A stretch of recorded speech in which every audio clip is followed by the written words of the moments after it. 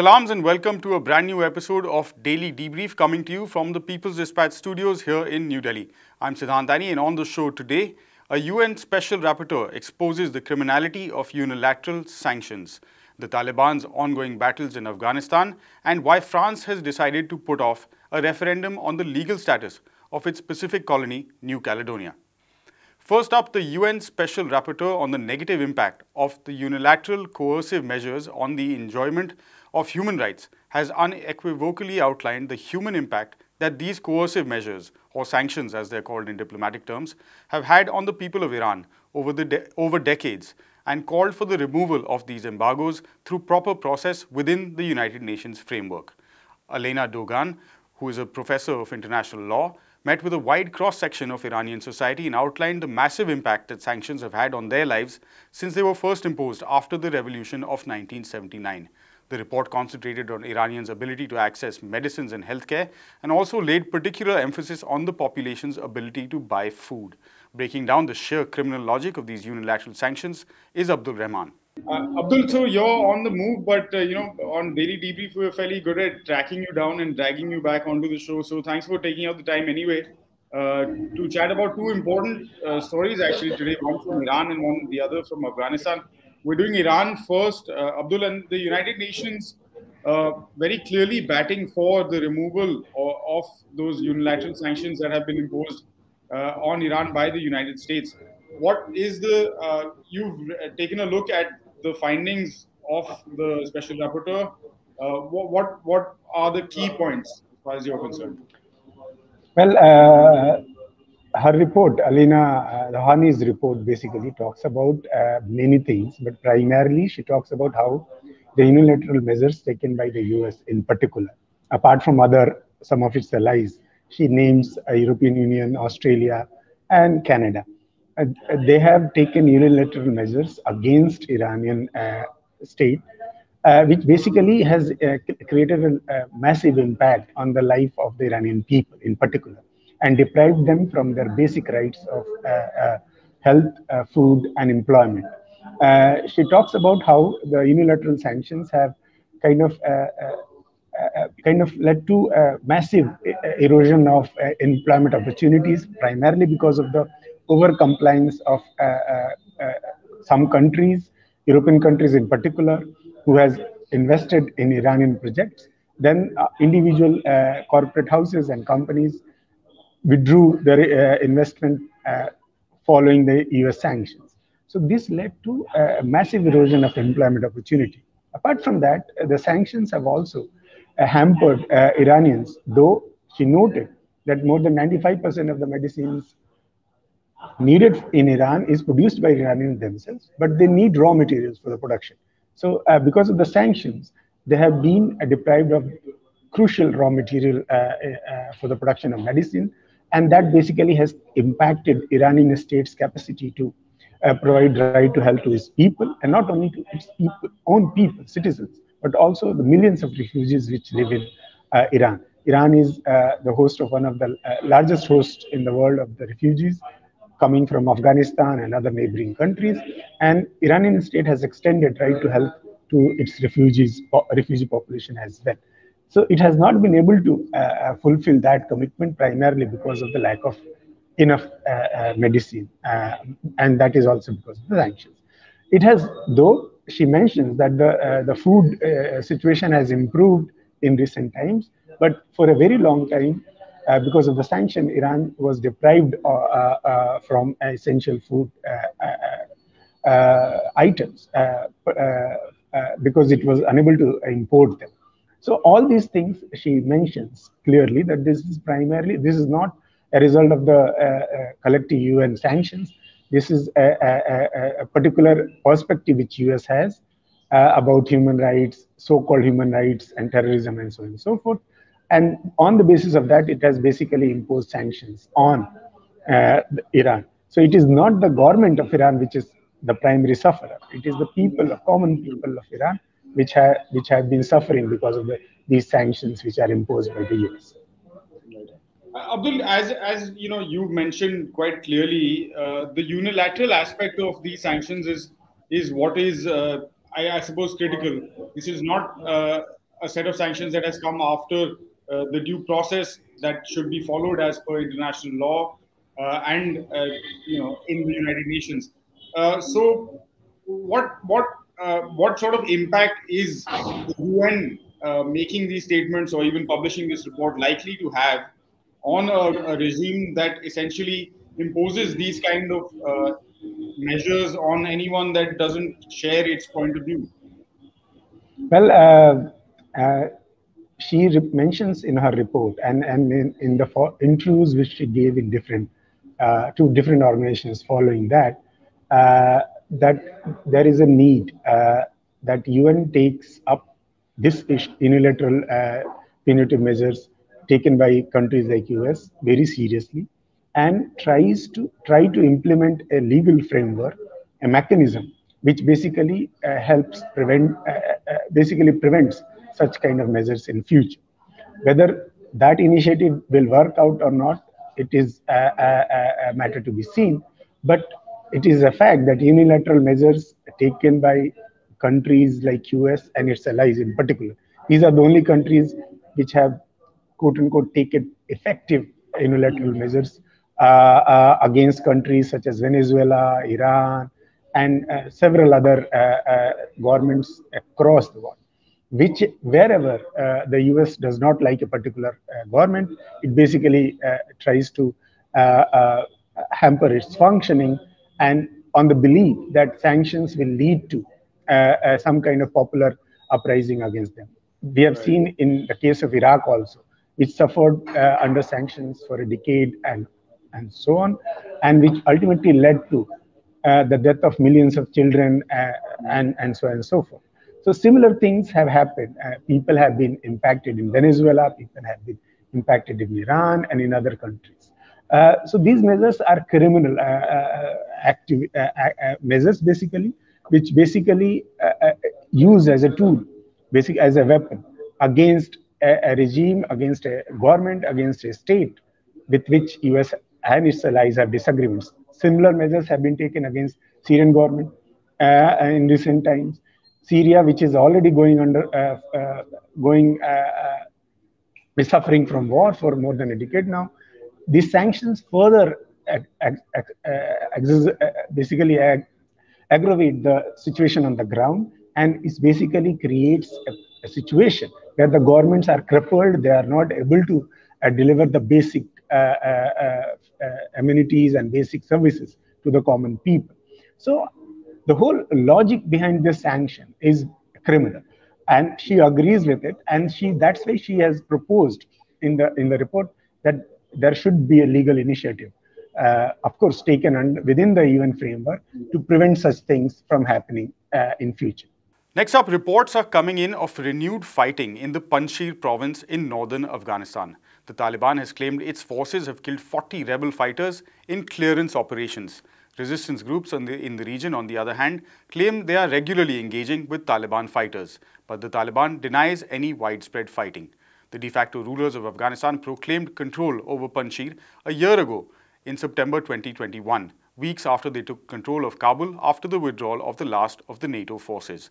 Panjshir is the smallest province in the country, but has historically played a key role in conflicts, first against the Soviet army in the 1980s and later against the Taliban when it first came to power in Afghanistan in 1996. Abdul was with us and gave us more details on the new reports.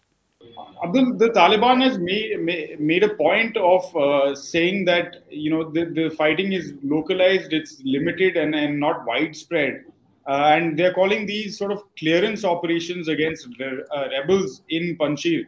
What do you make of the reports that are coming in and what the Taliban statement says as well?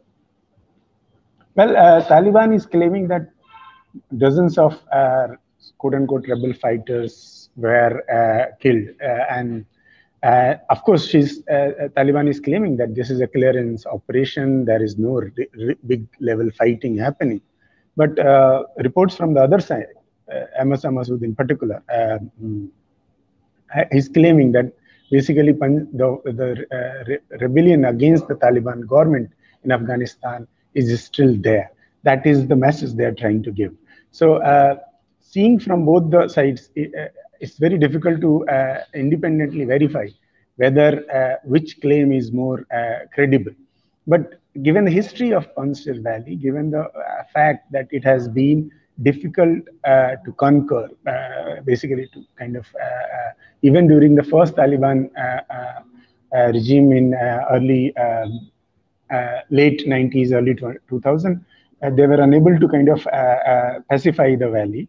And that basically led to a large-scale retaliation against Taliban rule, particularly after the US intervention. This time, though there is no so far there is no signs of such a big rebellions against Taliban rule. This time, Taliban seems, at least what we are seeing from reports from the ground, is much more stronger than the previous version of it. And the Panjshir rebellion is also not as vibrant. The kind of international support it used to get earlier, that is also not visible this time. So given the larger context, it seems, though it is independent, it is difficult to independently verify both the claims, we can safely conclude that it is the claims of a large-scale rebellion from the Panjshir Valley is not that credible. Yes, there are clashes happening, and it is not that simple that these are clearance clashes, but those clashes are basically the remnants of the loyalists of Masood and his other small warlords. I think we should not take it, we should not see it anything more than this. More than that. Fair enough. But that said, Abdul, we are approaching another winter in Afghanistan. It's already a full-blown humanitarian crisis. The Taliban government, it is the de facto government. They are ruling the country and trying to, I suppose, do the best that is possible for the people, at least in terms of supplying basic essential services, food, health, etc. On that front, so the Taliban is facing major challenges. How do you see all of this playing out in the next few months? I think this already, there is a kind of dissatisfaction among the common Afghans, primarily among the women in particular, because Taliban has on and off talked about opening women's school, letting women go to work, and so on and so forth. It has been more than a year now. We have not seen much progress on that front. And the UN has highlighted how the economic situation is getting back to worse. Instead of improving, there is no sign of any improvement so far. And last winter, there were attempts by the international agencies, by the NGOs, by the UN, and by the neighboring countries like China, Iran, and so on and so forth, which basically prevented a large-scale crisis. But again, whether the similar things will happen now, the things which should have been fixed by now. Taliban government has failed to fix the internal administration so far. So, and given the larger lack of recognition by the international community, I think this winter again going to be disastrous, and for the common people at least. As far as Taliban's, now that it has been more than a year, whether Taliban has been able to inculcate a kind of administrative support base for its functioning, basic service delivery, and so on and so forth, the reports are not very encouraging from the ground. Whether it comes to health care, whether it is the food distribution, whether it is the employment opportunities, and so on and so forth, whether it is the basic drought situation, which has led to mass starvation in Afghanistan. On all the fronts, we have not seen any improvement. In fact, we have seen worsening of the condition because of the earthquake and then attacks by the remnants of the ISIS, Khurasan, and all those groups. So the challenges to Taliban's government is increasing. And even after a year, it has not been able to kind of settle some of those challenges, which could have given us hope that there will be a better situation this time. So in that particular context, the overall situation in Afghanistan for the common Afghans, of course, is not very encouraging at this moment. All right. Thanks very much, Abdul. We'll let you go, and hopefully you make it on time to catch your train. I'll be in touch. Maybe we'll see you again on the show very soon. And finally, France has deferred a new referendum on the legal status of the islands of New Caledonia. The government's decision was announced by Junior Overseas Minister Jean-Francois Cahenco during his visit to the French-ruled Pacific nation, ostensibly to initiate talks with opposing political camps. 3 successive referendums have been held in the island territory, the latest of which was under highly contentious circumstances. It was held during one of the peaks of the COVID-19 pandemic and was widely boycotted by New Caledonia's indigenous population. Now the French government is mulling a final referendum which does not consider calls for independence but instead is voting on what status New Caledonia will have within the French Republic. Cahenco noted continuing tensions between pro- and anti-independence groups in the nation and stated that was one of the reasons for putting off the vote that was originally scheduled for July 2023. With a history of ethnic violence and militant independence struggle led by the indigenous Kanak people, the island territory, located about 900 miles east of Australia and the Pacific Ocean, has posed a major challenge to successive governments in France. Anish covers the region for People's Dispatch and spoke to me earlier about the political situation in New Caledonia. Anish, you are back. Another day, another story. Today we're talking about a small part of the world, but nonetheless an important story in the wider sort of history of decolonization. Of course, we're referring to the legal status of New Caledonia, whether it stays within the French Republic or whether it goes out. As things stand, the news reports that are coming in is that the current the next referendum to be held has been postponed or cancelled by the French government. What is the current political situation in New Caledonia, Anish? Yes, so we have to remember that how things turned around when the last referendum was held. It was supposed to be the final referendum in the Nomia agreement, and it was part of and it was something that was absolutely necessary to decide whether or not New Caledonia stayed within the Republic or under French control at least. Now, the problem is that the last referendum was held amidst a massive boycott. It was held also during the second wave of COVID-19. Obviously, the very end of the second wave of COVID-19, but a large number of deaths had happened in the island, many of whom were indigenous Kanak people who have their own traditional mourning period, and many of the pro-independence camp, who are largely consisting of the Kanak people, have argued for the deferment of that referendum to a period where they can participate in political affairs after the mourning period. But as we know, the French administration did not heed these requests of deferring the referendum, and that actually caused the massive boycott. The turnout was less than 44%, and obviously the results went overwhelmingly in favor of the French Republic. And so in this content, and the problems of that is yet to be resolved.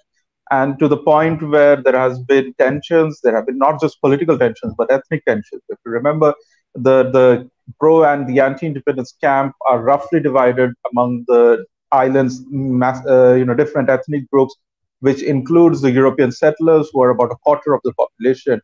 So all of these factors are still a prevalent problem that the French government has to deal with if they are trying to integrate this island. Now, the problem is that the FLNKS, which has been trying to, opposing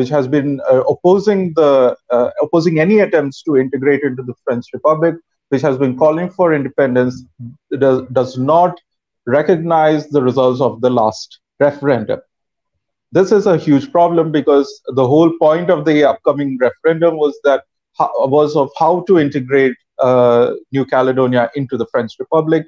either as an autonomous province or just another overseas department, whatever it be. That the question of independence will not be part of that, because for the French Republic that has been settled, but that is not the case for the pro-independence camp. For them, the whole system was botched, the whole process was botched. So they will definitely be calling for another independence referendum to correct the problems that existed in the last one. Now, we have always seen that the referendum results have roughly divided the population somewhere around down the middle, down the half, and that has always been a problem. It shows how polarized, how politically polarized the society is, how politically polarized the entire set of demands for the political status of New Caledonia is. And that is something that the government, the French government, obviously has to deal with, but also is something that really needs to be taken care of within New Caledonia itself. Right. The junior French overseas minister, like we were saying, is on a 5-day visit. It's a bit unclear as to what the exact purpose of the visit is, but from your observation and the reports you're getting, is it likely to have any impact, the visit itself, and maybe create an environment at least for dialogue and the process to move forward? Well, the agenda itself was not very clear, because obviously the minister's visit was supposed to include meetings with different political groups. He's doing that right now, but each camp has their own set of demands and conditionalities for any kind of talks to go forward.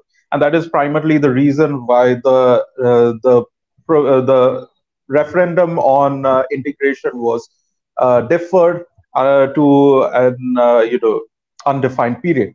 Now, the problem is that, as I said, the pro-independence camp will not be recognizing the final referendum's results. Now, on the other hand, you have the pro-European, mostly European settler camp that is for integration, who are calling for the integration referendum to be held at the decided period, which is July 2023. Now, they are going to be taking a more extreme stand on this matter. They have taken such a stand in the past as well. We have seen violence and militancy in the region, primarily because of the manner in which the European settlers have behaved, politically speaking, and that has its own set of implications. Now, obviously, the French government has a sort of veritable Pandora's box in its hands, because New Caledonia has always been this very difficult overseas territory, or as they call overseas territory, and what we would ideally call a colony in the 21st century. And because of the kind of massive and polarized differences in how the island should be governed, it has always been a challenge for every French government to try to hold on to this island, but also deal with the problems that it is going to bring to also the status of other overseas departments and territories that France controls at the moment. So we need to wait and watch how things are going to go, because nothing concrete is taking place right now, apart from this deferment announcement. But the deferment itself will also have its own political implications. Tensions, as I said, is already high, and that is going to only exacerbate if no attempt to engage with different factions happens in the island. And that is something that we need to wait and see how that will pan out and how this process will eventually conclude. Fair enough, Anish. Thanks very much for that update, and we'll of course ask you to keep tracking that as it develops. And I think with that, we'll also call time on this episode of Daily Debrief. So for those of you who joined us, thank you very much for watching. As always, for more details on these stories as well as everything else that we might be covering today, head over to our website, peoplesdispatch.org, and give us a follow on whatever social media platform you choose to use. We'll be back same time, same place tomorrow. Until then, stay safe. Goodbye.